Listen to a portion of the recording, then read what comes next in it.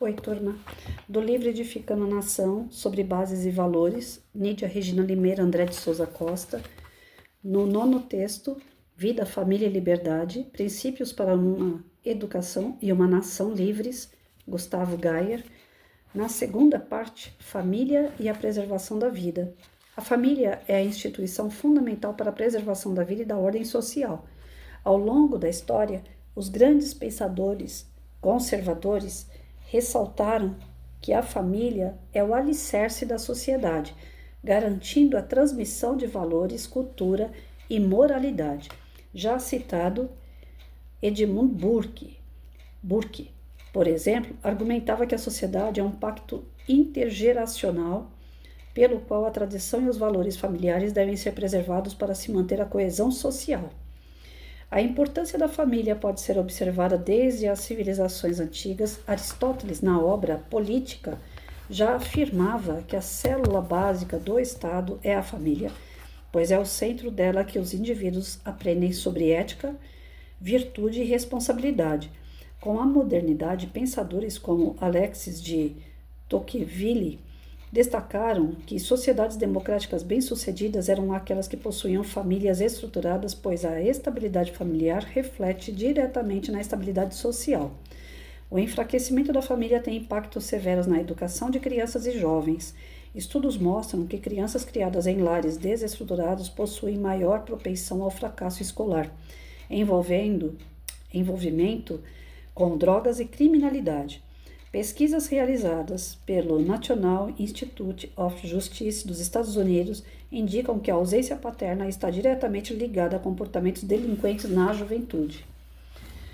Roger Scruton enfatiza que a banalização da família leva a uma sociedade mais instável, na qual o individualismo extremo e a falta de pertencimento geram alienação e desordem.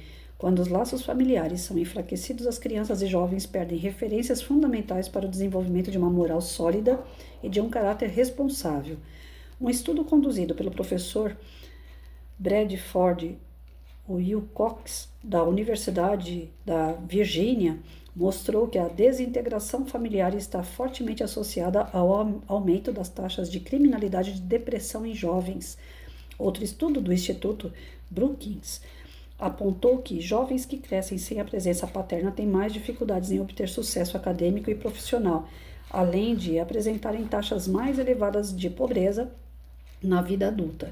Segundo essa pesquisa, a estrutura familiar influencia diretamente a mobilidade social, reforçando a importância de um ambiente estável para o desenvolvimento infantil. Dados do US Census Bureau também corroboram essa perspectiva, revelando que cerca de 85% dos jovens encarcerados em instituições juvenis nos Estados Unidos cresceram em lares sem presença paterna.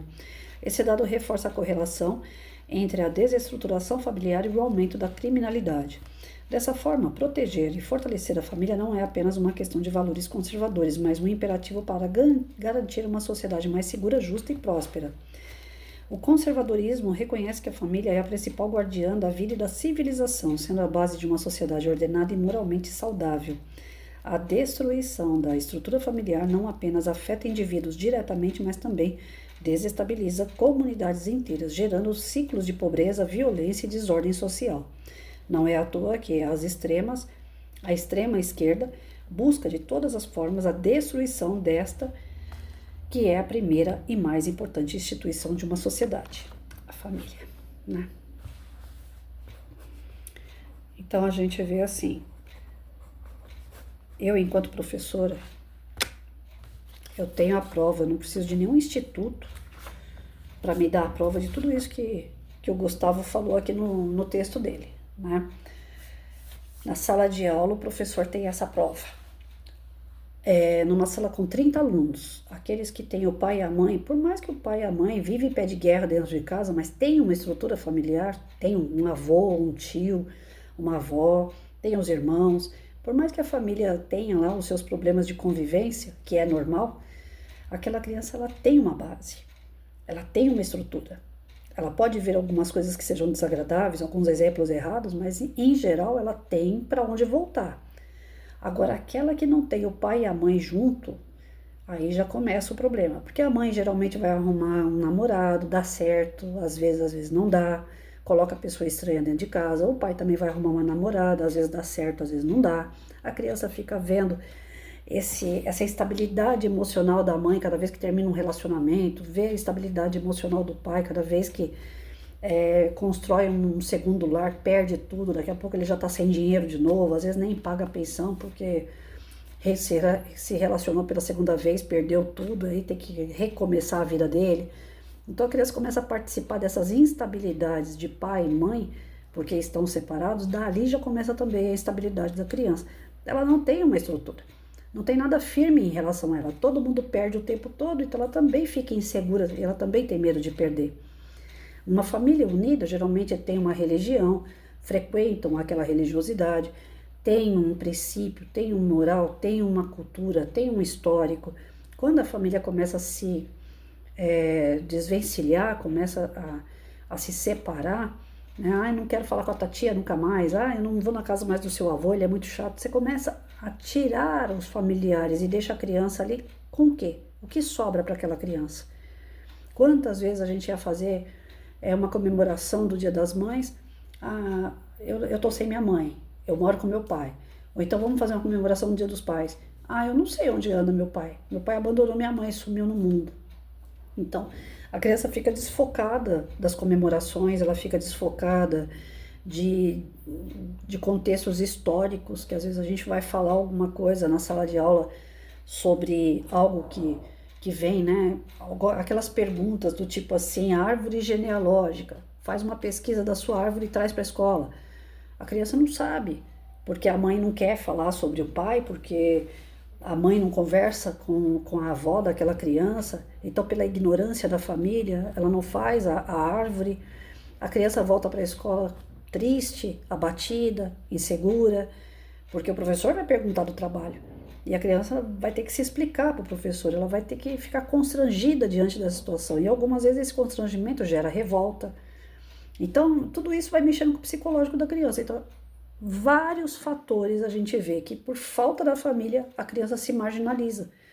A criança começa a buscar um cantinho só para ela, e esse cantinho só para ela ou pode cair até no máximo em um suicídio, porque ela não sabe lidar com esses sentimentos, com essas instabilidades, com essas inseguranças, ou quando ela não vai para esse lado, ela vai para o extremo da violência. Aí ela passa a usar drogadição, ela passa a ser promíscua, ou ela passa a ser uma criança violenta.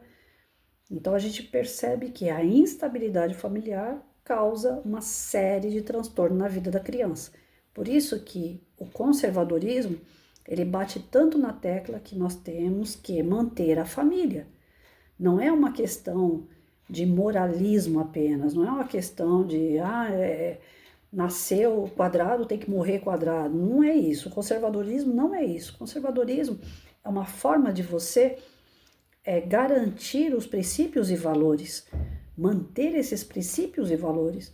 Isso não cai de moda, porque não é moda, né? É uma forma de sobreviver e sobreviver com saúde, sobreviver de uma maneira plena, feliz. É apenas assim que a gente vai conseguir manter uma sociedade mais amigável, mais em paz, quando as pessoas tiverem as suas responsabilidades bem assumidas, cada qual naquilo que te pertence. O professor dá aula, o pai e a mãe educa. Quando cada qual pegar as suas responsabilidades e firme se unir uns aos outros, o reflexo vem nas próximas gerações. Agora a gente vê nessas gerações aí, as novas que estão surgindo, gente, eu sinceramente eu não tenho estômago. Às vezes eu ligo a internet, tá lá o cara vestido de cavalo e ele fala, eu me sinto um cavalo.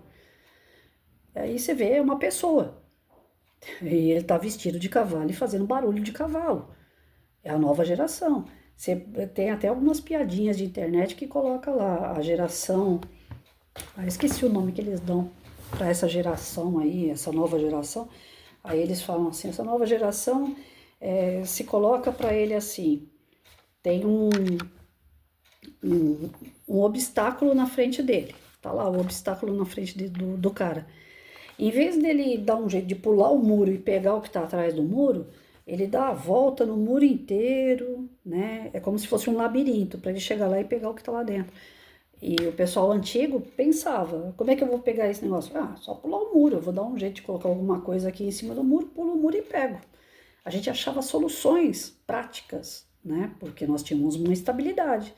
Quem não tem estabilidade dá volta, volta, volta e não consegue achar a solução, né? Você vê que eles são muito enfraquecidos diante do.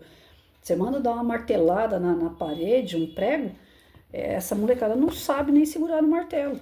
E os nossos antepassados, com 8, 9 anos, ajudavam os pais nas obras. Então é isso.